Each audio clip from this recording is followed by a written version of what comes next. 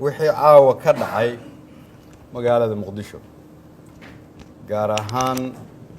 hoteelka ay deganaayeen madaxweynayaashii hore iyo gudoomiyihii baarlamaanka hore Soomaaliya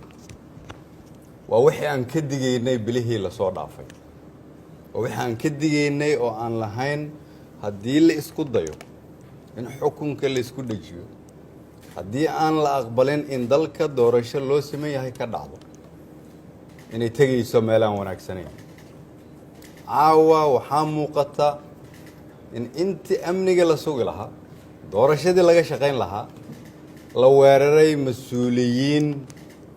ka shaqaynayay in shacab Soomaaliyeed ay dibadda u soo baxaan si u gutaan waajibkooda dastuuriga waxaan marka hore u tacsiyeenaynaa dadkii ku geeriyooday halkaas waxaan leenahay ilaahay jannada ha ka waraabiyo